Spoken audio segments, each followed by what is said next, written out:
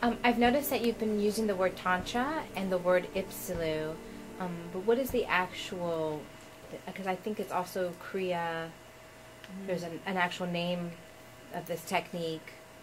Just wanted you to share the full name of the work, because for myself doing this work, it is so completely different than all of the other tantra teachings that I see out there. And yeah, if you could talk a little bit more about how it differs, if somebody was wondering. I'd love to, yeah. It's actually called Ipsalu Tantra Kriya Yoga. And the Kriya piece is, well, Kriya was brought to us by Babaji Nagaraj, who is an immortal avatar, born in 203 AD. At a young age, he was initiated by the most powerful Kundalini teachers into Kundalini Yoga. And then he took that practice and enhanced it and called it Kriya. So our workshops that we teach through Ipsalu are Cobra Breath workshops. And Cobra Breath is the most powerful Kriya practice on the planet. It's an oral tradition, and you need to be authorized through the lineage to teach it, so there aren't that many of us doing it. But the numbers are growing. There's many levels of Cobra Breath. 4 of them are taught, and then the other 3 are given individually through meditation or in dream state from Babaji directly, and they're very personal. And each Cobra Breath that you learn is part of a system for a very safely and accelerated way of awakening Kundalini, which then accelerates your awakening process greatly. And people that are called into this practice have been probably doing lifetimes and lifetimes of work. And the ones that really stay with this practice have a very strong possibility of reaching and attaining enlightenment in this lifetime. Yeah, that's the Kriya piece. And it's very significant to this Tantra. Also, this Tantra is pink, which means it's a balance of the body and the devotion. So white Tantra is purely devotional, and red Tantra is very, very sexual, and this is really extremely balanced, and that's why we call it pink, because you don't need a lover or a partner to do this kind of Tantra. It's not couples oriented, although that is supported and promoted and can even accelerate the process more.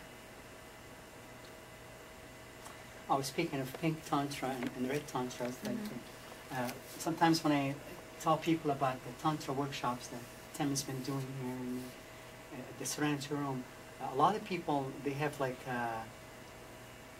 every time they hear the word Tantra, they think about sting and just 4-hour orgasms and all and HBO, and they really don't understand what's it all about. My question is, what would be the major difference between following this path and following many other paths that are out there, all kinds of yoga? And I always heard that Tantra is very powerful, but in my mind, before coming to this pink Tantra, I read a lot about red Tantra, so I was a little scared about it. And now I see that this process is helping me a lot, the daily practice and the levels and everything. I want to know what is the difference, or if there is an advantage in this as opposed to all the other yogas. Well, first of all, I feel like people need to follow what really calls to them. And to answer the question more specifically, this Tantra, as I mentioned before, we have the Kriya piece with it as well. Tantra is not all about sex, and here in the West especially, I think people want it to be, but it's not. It's a very small part of what Tantra is. So the reason Tantra is so accelerated and powerful, say, compared to Hatha Yoga or other yogic paths, is that we are using our sexual energy. Because sexual energy is extremely powerful. It's our life force energy.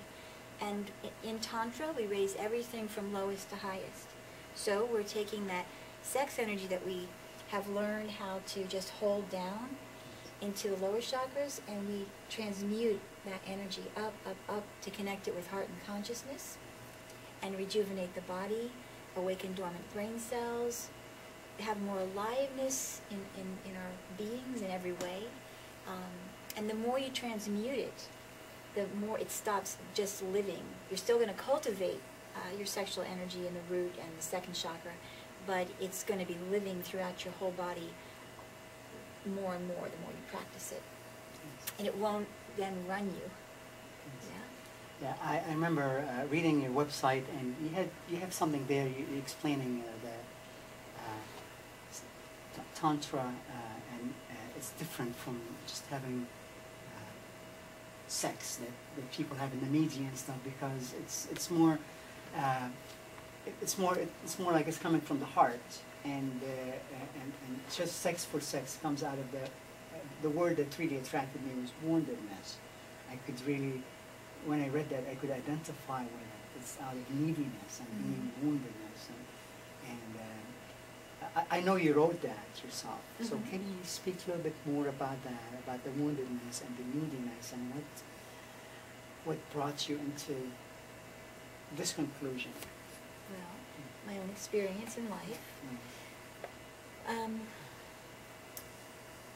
It's a metaphor for relationships too.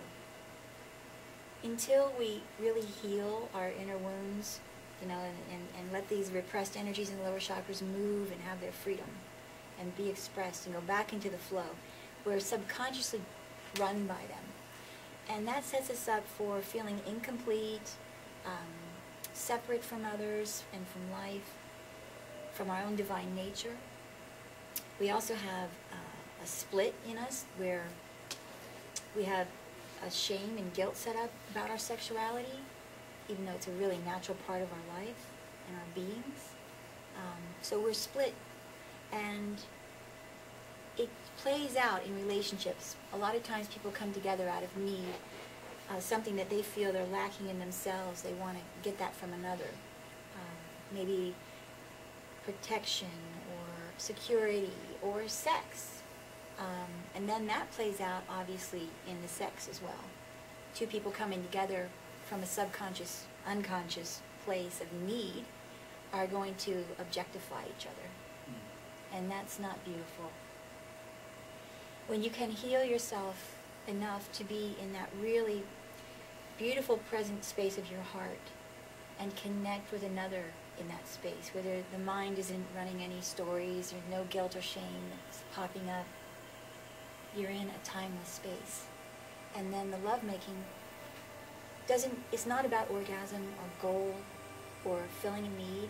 It's sharing essence and then becoming more and more expanded and expansive through that process. It's just beautiful. It's a samadhi.